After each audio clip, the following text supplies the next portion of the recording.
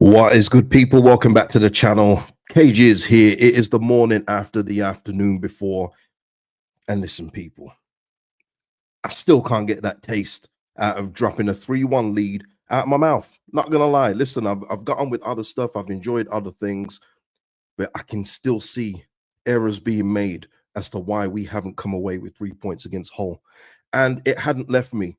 And it's interesting. Ali here, who always likes to say when he's dropped a like, and shout out to you, Ali. As I was reading Farke's comments yesterday, I was wondering what you would say about them, KJ. Well, we're going to speak about them this morning. And I was literally going to come on last night. I read the comments, I watched him talk, and I was going to come on. But I said, you know what? No, that's what YouTube wants me to do. That's what people want you to do. They want you to become a car wreck. Everyone loves to watch a car wreck. They don't want to watch calm, reasoned content. They want to see people crash out, and I'm not going to do that. So I said, you know what? No, I'm going to wait until tomorrow morning. I'm going to give it a night, and we're going to speak about it today. We're going to speak about him, and we're going to speak about Illan Meslier. Have to speak about both. I'm going to have to speak about both because they are some would say two of the weakest links of the club. Some would say. So we're going to have to speak about them today. And you know what? If anything else crops up in the chat, we can discuss it as well, because I've looked around for any transfer news or rumors.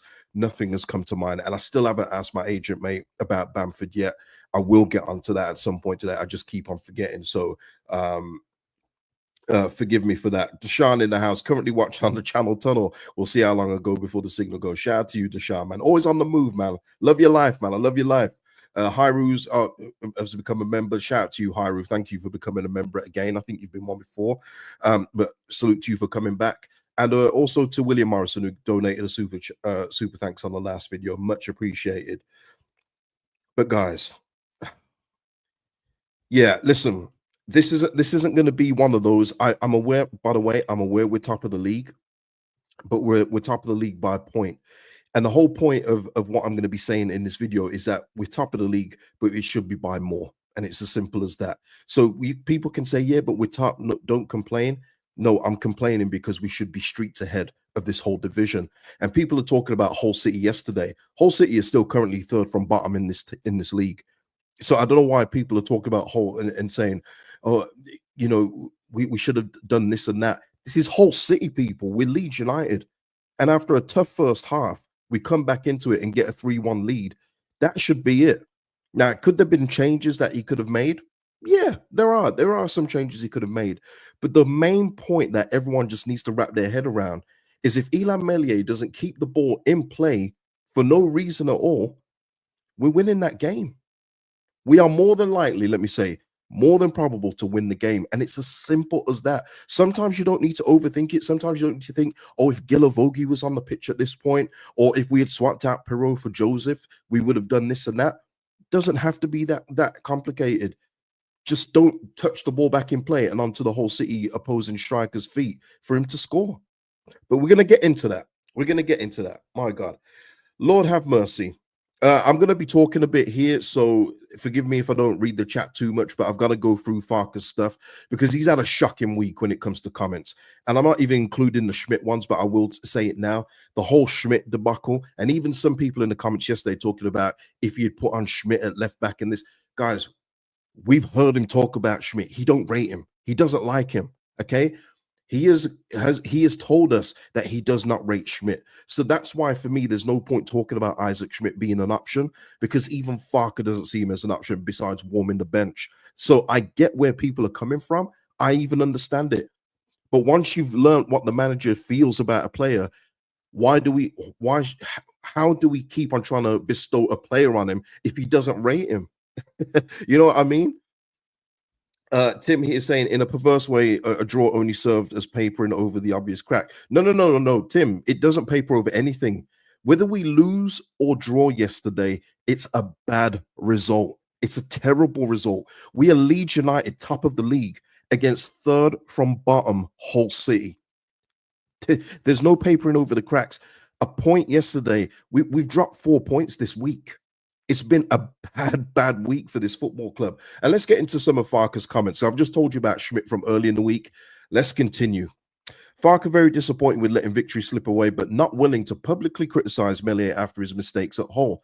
Um, let's start with that because I do recall after the Burnley game where we lost 1-0 that Daniel Farke said about 3 times in that post-match press conference about Mana Solomon's slip. Okay.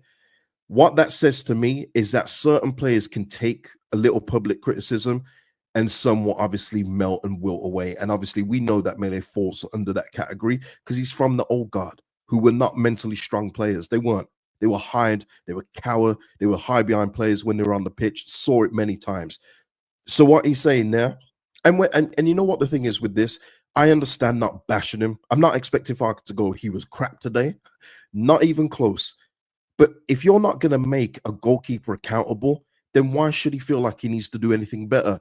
And you're giving him these messages time after time after time after every error he makes just to see him start another game.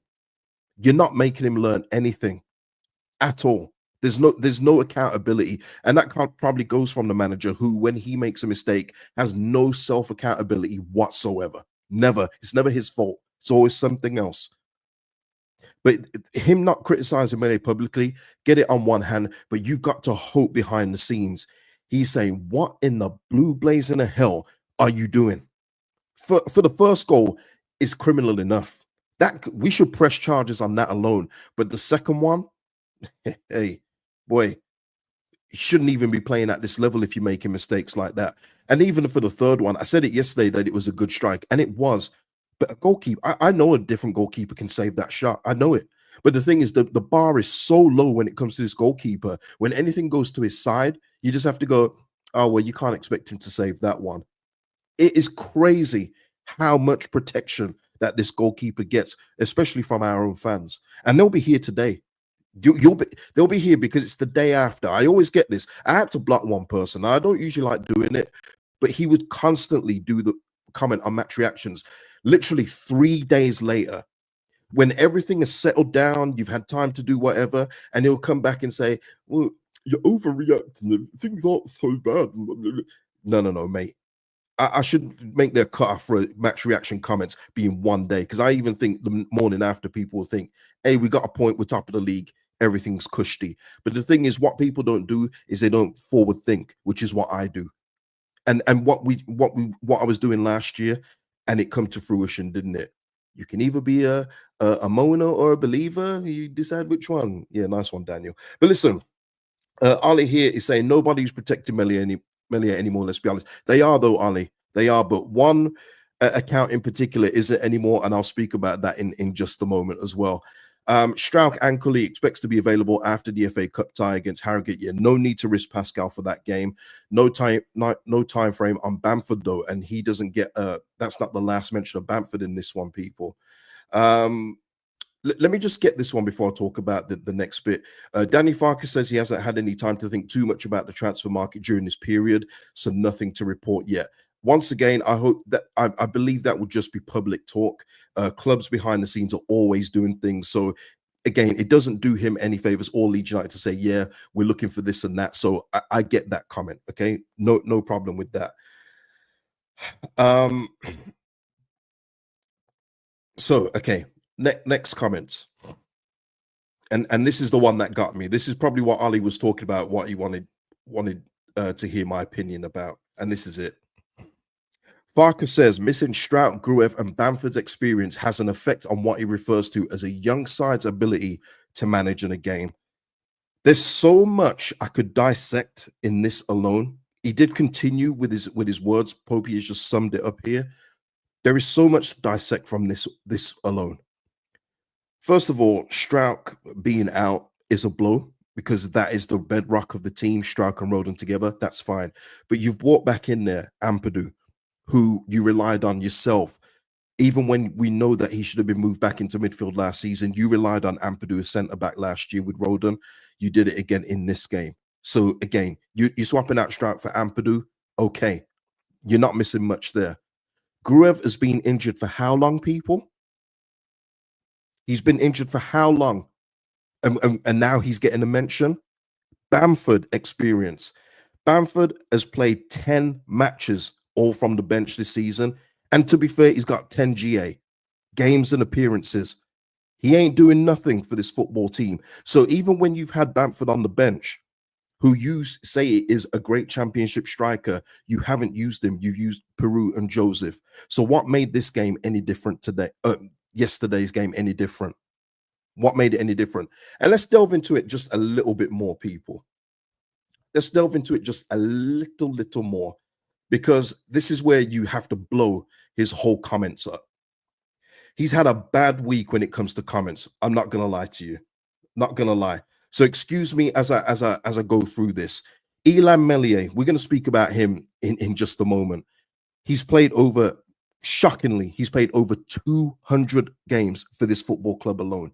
200 and over 100 in the Premier League. That's experience. Doesn't matter how old he is, he's got the experience. Max Verber is an established Austrian international. And we're talking at championship level, people. We did not go up against Man City yesterday. We did not go up against Liverpool yesterday. We went up against third from bottom Hull City. So again, let me put that into context. Ethan Ampadu, Welsh international, captain of the club who you trust. Joe Rodon, brick at the back, very experienced at this level, Welsh international. Jayden Bogle, established championship right back, established. Oh, Premier League appearances. In fact, Premier League G and A. He was decent enough going forward anyway in the Prem. Tanaka, okay, but he's still 26. Got bags of experience at this kind of level, at secondary level. Joe Ruffwell, experienced championship in footballer, experienced championship footballer. Let's continue, shall we? Let's go up. Manor Solomon, Ukrainian Premier League winner, Ukrainian Cup winner, Champions League on his resume, experienced Israeli international. Brendan Aronson, one of America's main players these days, experienced player even for his age. Bundesliga, Champions League, Austrian League. Dan James. Can you see where I'm going with this, people? Dan James is what, 26, 27 now? And he's got Premier League experience. But not only does he have Premier League experience, people, he's played at the, and you guys probably won't like it. I get it. You know, people that don't like to see red, you know, don't stop at red lights. But he's played at Manchester United, the biggest pressure cooker in this country, where even if you tie your shoelaces wrong, they'll speak about it on TalkSport for 4 days. But why did he tie shoelaces that way? And did it affect Man United's performance? He's played there. He's played under the biggest pressure cooker you can. Joel Peru, a £16 million, two-time 20-plus goal scorer in this division, and currently on 10 goals for this football club. So please, people, Daniel Farke, inexperience where? And this is where when he talks sometimes, and you have to watch him talk, and you know he's just making it up. He's trying to protect the team, but he makes it worse with his words sometimes, and he doesn't realize it because he lives in his own bubble. And he thinks what he's saying is cooking. He ain't cooking nothing. The stove is cold. Cold. Absolute nightmare of the comments he has made this week for 2 terrible results. And let's just say, people, all these people that are saying we're top, and just imagine we slip out of the top 2. Just imagine if we do get Blackburn Rovers in the playoffs. John Eustace has Daniel Farke's number. What then? Do we even see the final if we get Blackburn in the semi-finals? Does anyone feel confident enough? Because even me, who says that this team is top 2, and I still believe it with all of my heart, there is not major things that need to be done here. There isn't. But let's just say we did slip out. I can't go hand in heart and say if we go up against John Eustace and Blackburn in the semi-finals of the playoffs that we'll beat them. I can't do it here. So it's on Daniel Farke and his decisions and the way that we play to make sure that we stay in this top 2. And currently we should be on, we should be on more points than what I'm about to say here, but we should be on 55 points today, people. But we're on 53 because of a goalkeeper who he keeps backing to the hilt.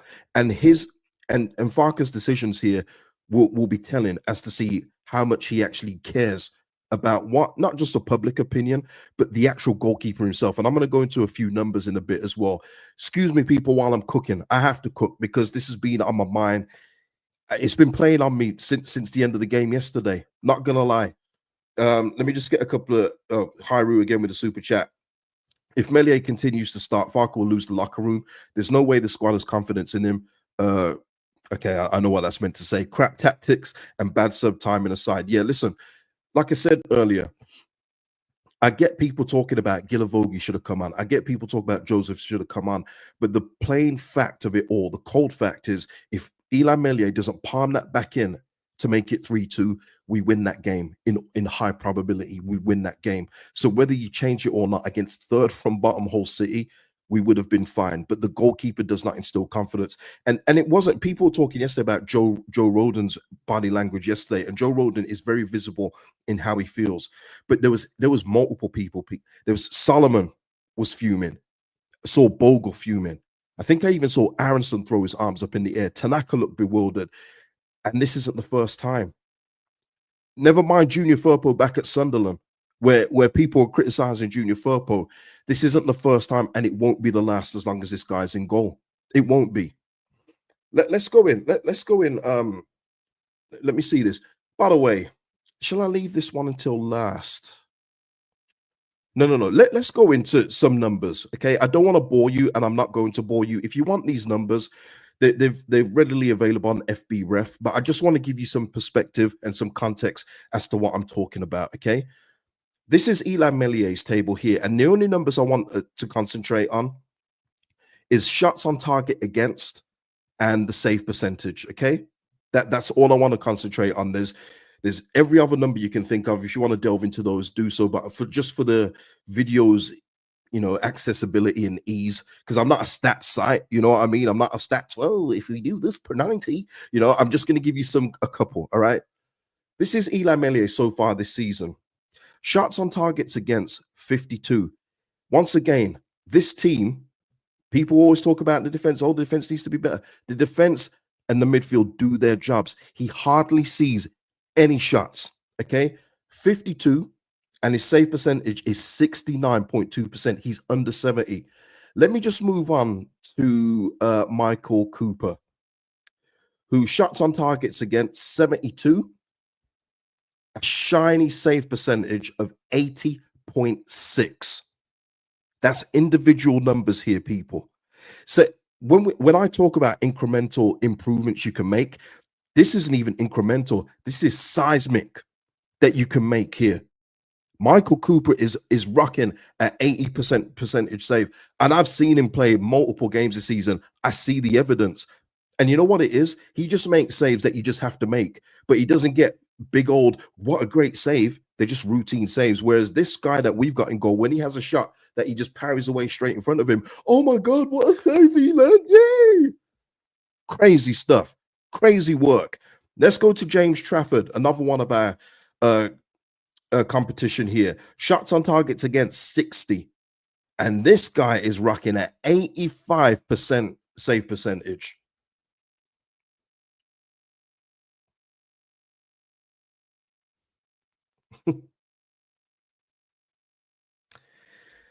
And just so we're not doing the top guys, here's another one, a channel favorite, I guess. Victor Johansson down at Stoke.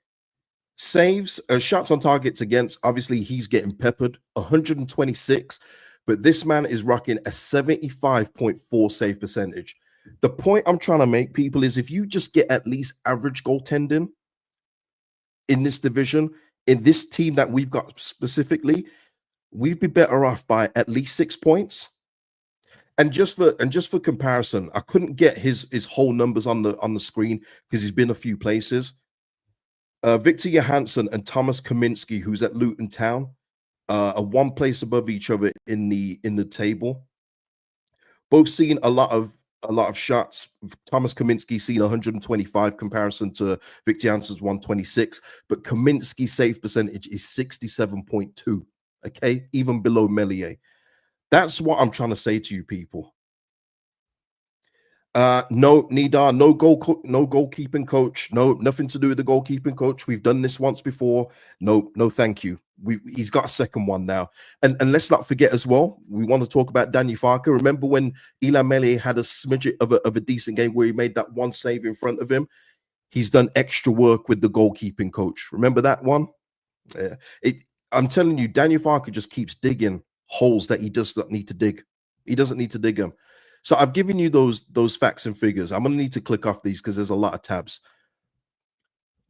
So hopefully that gives you an idea of what I'm talking about. Your eyes don't lie, and data like that does not lie to you either.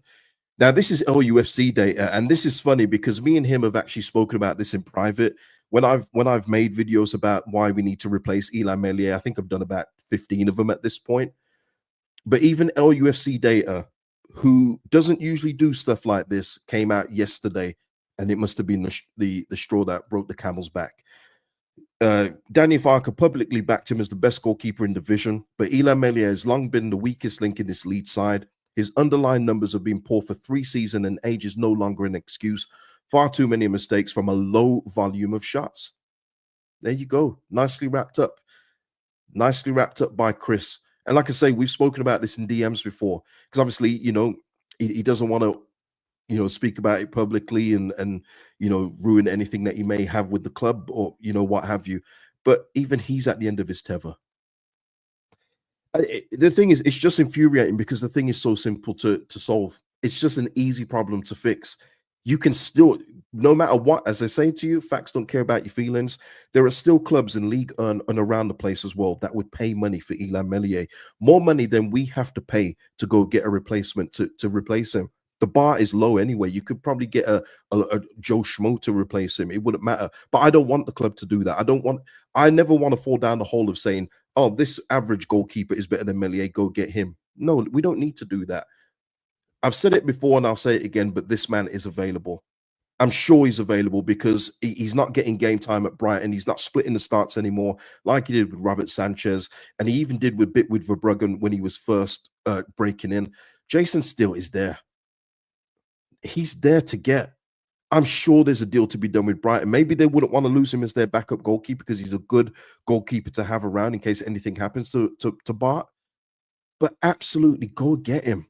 And it's not just Jason Steele. People, I'm not just saying he's the be all and end all, but go and get another goalkeeper that is competent with both playing out. Listen, you know what? The errors were so bad yesterday. We're not even speaking about his distribution yesterday, which was absolutely horrendous. The amount of times he almost kicked it out of play or did kick it out of play, I lost count. But the thing is, he has so many gaffes, you can't go through them all on one video. Listen, Jason Steele would be my pick. As I always say, there's people out there to get. I'm dubious of getting a championship goalkeeper because I don't rate this league. I don't rate the people in this league like that. In order to get him up, Jason Steele, I would be comfortable in buying him, even if Brighton said we need a permanent transfer fee. I'd be more than happy, and I mean this, more than happy with him coming up with us to the Premier League as our backup goalkeeper. Because obviously, I've got a real men in goal for the Premier League, but he is more than good enough. And it's easy to do. But the thing is with Daniel Farke as well, what we know is that he's stubborn. He's stubborn. And he has said that Illan Meslier is guy. He won't publicly criticize him. So does that mean he's just going to back him to the hilt until he's proven right? That's what you've got to be afraid of with this manager because he is stubborn as hell. Stubborn as hell. Ash is saying here, and I'll get into your comments now, people, because I've finished cooking now. Dinner's ready. It's all good. Yeah, Darren, just quickly before Ashes, Jason Steele, no problem to play out. He's trained under De Zerbi. He's great with his feet. Not great, he's good with his feet. But not only that, he's good with his shot stopping and he commands his area. He's just a good all-round solid goalkeeper. And there's more. Daniel Bentley, I put on a rung lower. I did mention Dubravka before, but he's getting game time at Newcastle now. I don't know when Nick Pope comes back, if that will change. But Dubravka, I mean, he's been performing brilliantly for Newcastle, and we could have got him on loan, possibly if Pope wasn't injured. But like I say, people, there's options, isn't there? Ashley just saying, Mez has made catastrophic errors for about 3 to 4 years. Remember that Everton in the Prem should have replaced him after relegation. Yeah, a lot of people forget that one, Ash. That's an underrated error that he made. The Seamus Coleman goal where Seamus Coleman doesn't score goals. But when you got Illan Meslier in there, you can get anything you like, mate. I mean, does everyone remember this one that Ash is talking about? It wasn't even a cross shot. I don't even know what it was, but Meslier was like 6 yards off his line, and it just goes in from a cross. Yeah, I mean, listen, forget the Premier League. Let's talk about Championship, man. Talk about Championship. God, oh, never mind. I get one of Chelsea's keeper. They have about 8. This is what I mean, agent here is being funny, but there's so many goalkeepers out there. It's literally a position where only one person can play. There are so many goalkeepers out there that you can get, and you can actually get money for Illan Meslier, which is still insane to me, but you can. There's still a market out there for him, and Leeds United won't do it. And that's the thing that kills me, man. The 49ers, data analytical driven, and yet they see the numbers that Ilya Meslier is serving up, and they're not saying nothing to Daniel Farke. I know ownership shouldn't get involved in managers' decisions. I get it, but sometimes you have to say, "Hey, listen, this could be your job on the line." You know, we're not telling you what to do, but we can advise you. And some people say about Carl Darlow, what harm would it make? What harm would it make to put him in? It wouldn't make any harm. That's the cold truth of it. We're not downgrading here. It's probably like for like. They're probably very similar. That's the thing. But the thing is, when Cardalo makes a mistake, he'll get called out by everybody, and he won't be protected like this current number one. Not Jason Steele, Illan Meslier. It's just poor people. It just really is, and it's downheartening. And you think about that. For me, it's always going to be worse for us fans because we support the club. But I'm just thinking about the players, going back to their reaction yesterday about the whole thing. We should be talking right now. Listen, not one person in the chat has said it, and I'm not blaming any of you, but we should be talking about how Tanaka scoring a long range shot, a midfielder scoring a goal en route to a 3-1 win. We should be talking about Manor Solomon bossing the game yet again, and actually, getting the time on the pitch and not being hauled off for absolutely no reason at all. We should be talking about this, but we're not. We're talking about the errors at the football club. Oh, absolutely not, Skip. Terrible suggestion. Aaron Ramsdale is no better. I'll say this to you, Skip. Why would you even want a goalkeeper that has openly admitted? And I suggest people go and watch the interview with Ian Wright, where even Ian Wright's face looked like, what? Why would you even want a goalkeeper that openly admits he doesn't concentrate for 90 minutes or can't concentrate for 90 minutes? I wouldn't want him anywhere near the football club. And I think with our fans as well, with the amount of banter we have in the crowd and everything, he'd be too distracted at this football club. Absolutely not. Yeah, I don't rate Ramsdale like that anyway. I think he had like 3 decent months at Arsenal, and then even Arteta knew what was up with him. So no, not for me. Aaron Ramsdale, no, I wouldn't want anything to do with him. There's better goalkeepers out there, people. Honestly, there is.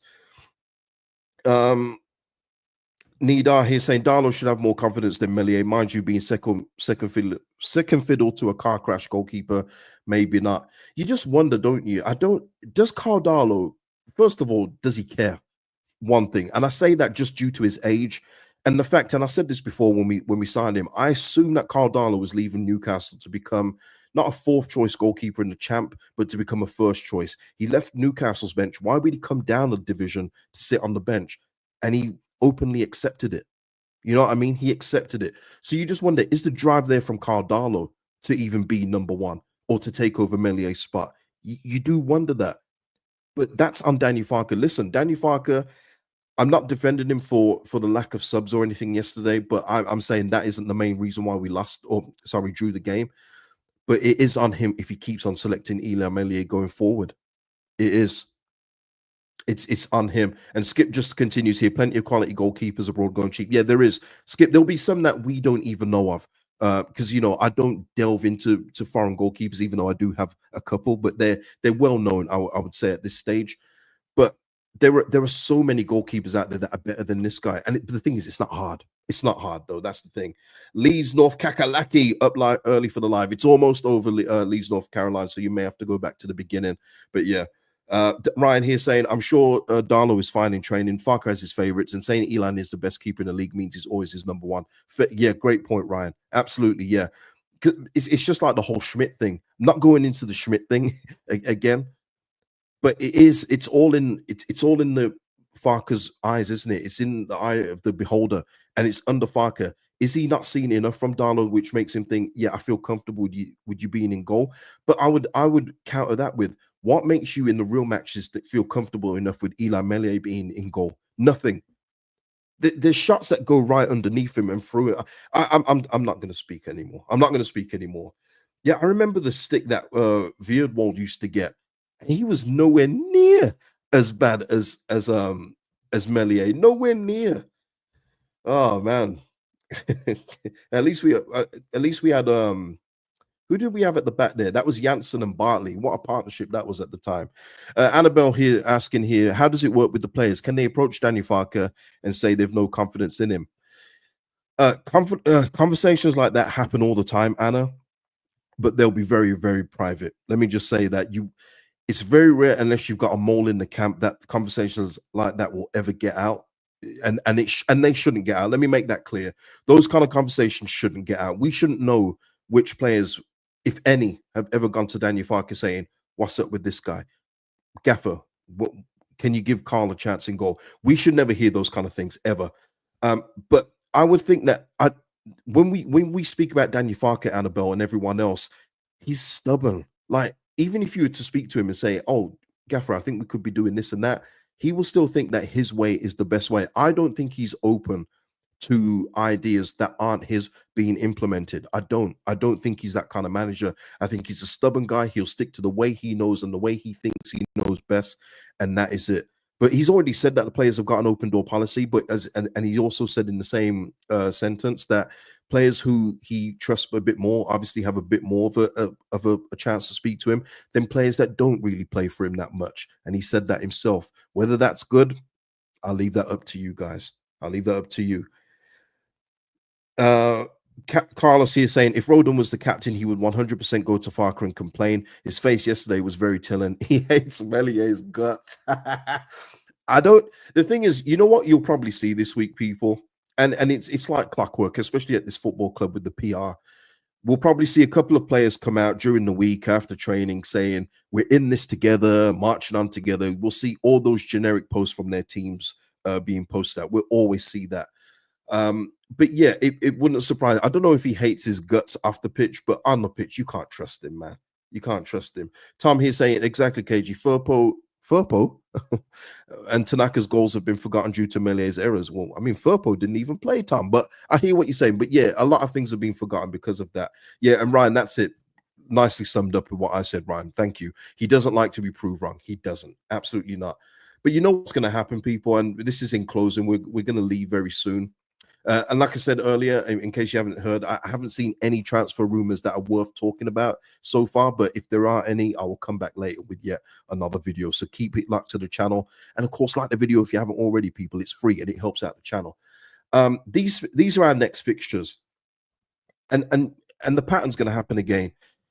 Harrogate Town, I would expect Darlow to start, but maybe he throws in Meslier to get his confidence up. How would it be if Harrogate embarrass him? That would be something, wouldn't it? But we got 3 home games coming up. And what it is, it's another chance for us to rack up team clean sheets. And then the Meslier thing gets put to the back burner again until the next error he makes, until the next one. Because it's happened a few times already this season where I've put in my first 11 Darlow in goal. But what happens is the team keeps a clean sheet and you go, okay, we'll keep the same back 5 because it's worked in the last game. But it's going to crop up again, people. I'm telling you for a fact, if Meslier is to start more games, which he will, we are going to have these conversations again. The data and your eyes tell you so. It's going to happen again. Richard here saying, think we will still get promoted. I do too, Richard. I do. Just purely on the rest of the teams in this division. I do. I believe that. But we're going to make it harder than it needs to be. That would be the Leeds United way. Of course it would be. You know, we have to do it the Leeds way, make it as hard as possible. Pause. But that's the point I'm trying to make, Richard. We should be on at least 60 points, at least 60 at this stage of the season with the teams we've played and the games we've played and the way that we've dropped some points in certain games. We should be on more points, but we're not.